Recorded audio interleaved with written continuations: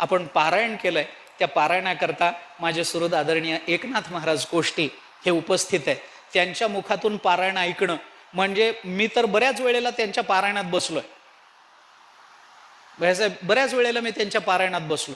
पण त्यांच्या पारायणात बसल्यावर माझा अनुभव मी सांगतो.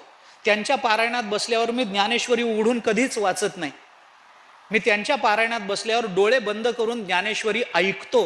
कारण आपल्या वाचण्यात कधीतरी दोष निर्माण होईल, पण त्यांच्या वाचण्यात कधीही दोष निर्माण होत नाही. डोळे बंद करून शांत चित्तानं कोष्टीबाबांचं पारायण ऐकणं म्हणजे प्रत्यक्ष ज्ञानेश्वरी वाचणं. मी वाचतच नाही त्यांच्या पारायणात बसल्यावर.